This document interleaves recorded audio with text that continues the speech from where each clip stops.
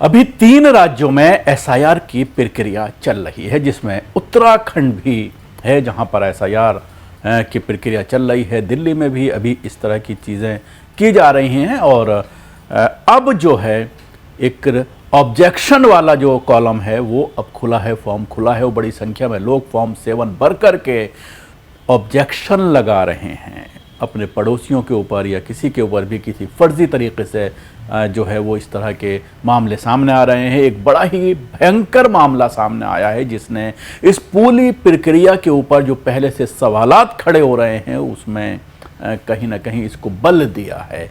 MLA हैं उत्तराखंड से फुरकान और इनका नाम एसआईआर से हटाने के लिए एक आपत्ति वाला फॉर्म जो बीएलओ है उसको दिया गया।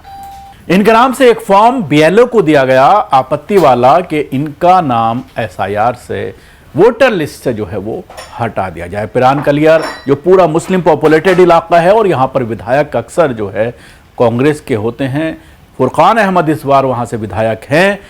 इनको ये मालूम चला कि किसी शख्स ने इनके नाम को लेकर ऑब्जेक्शन वाला फॉर्म जमा किया है और जब उस शख्स तक पहुंचा गया जिसने ये फॉर्म जमा किया था तो उसने साफ इनकार कर दिया और ये कहा कि मैंने ऐसे किसी फॉर्म पर दस्तखत नहीं किए हैं। यानी किसी ने फर्जी तरीके से किसी और के नाम से उसके दस्तखत करके आपत्ति वाला फॉर्म जमा कर दिया। और ये सवालात एसआईआर प्रक्रिया को लेकर तमाम राज्यों में चल रहे हैं। जहाँ जहाँ पर भी एसआईआर प्रक्रिया हुई है, चाहे वो बिहार की बात करें, चाहे पश्चिमी बंगाल की बात करें, उत्तर प्रदेश की बात करें, तमाम जगहों पर इस तरह की चीज़ें सामने आई हैं कि फर्जी तरीके से नाम हटवाए गए हैं। दिल्ली में भी आपने देखा था कि पिछली बार किस तरह से बड़ी संख्या में खेल किया गया था विधानसभा इलेक्शन से पहले और कई जगह पर डिलीशन किया गया था, कई जगह पर ऐड किए गए थे अपने हिसाब से और जिसकी वजह से भारतीय जनता पार्टी दिल्ली में सरकार बनाने में कामयाब रही।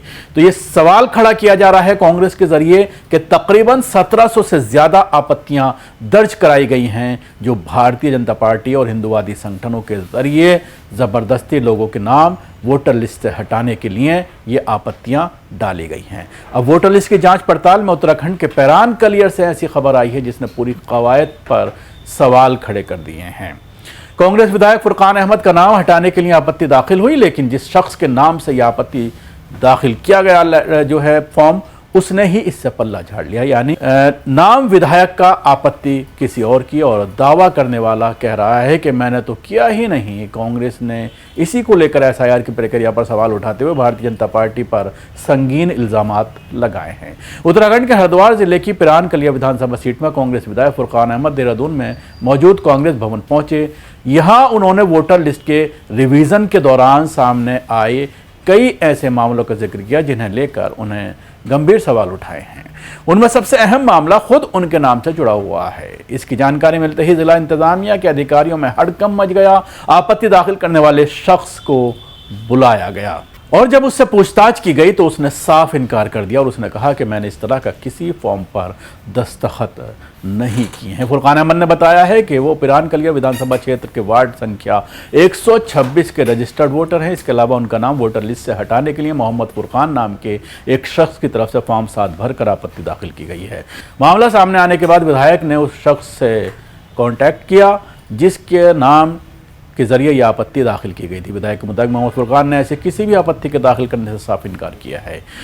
उसने कहा कि उसने विधायक का नाम वोटर लिस्ट से हटाने के लिए कोई एप्लीकेशन नहीं दी है। इतना ही नहीं, अपनी बात को साबित करने के लिए मुताल्लिक शख्स ने इस सिलसिले में एक शपथ पत्र भी तैयार किया।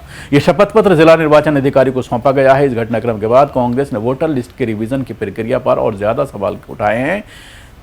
विधायक फुरकान अहमद ने दावा किया है कि सिर्फ उनके विधानसभा क्षेत्र में ही 1700 से ज्यादा आपत्तियां दर्ज कराई गई हैं। उनका कहना है कि इतने बड़े पैमाने पर वोटरों के नाम को लेकर आपत्तियां सामने आना आम मामला नहीं माना जा सकता। कलियर विधायक ने इल्जाम लगाया है कि एक शख्स के नाम पर इस्तेमाल करते हुए बड़ी तादाद में आपत्तियां दाखिल की गई हैं। कांग्रेस के मुताबिक कुछ मामलों में एक ही शख्स के नाम का इस्तेमाल करके 50 से ज्यादा आपत्तियां दाखिल किए जाने का इल्जाम है।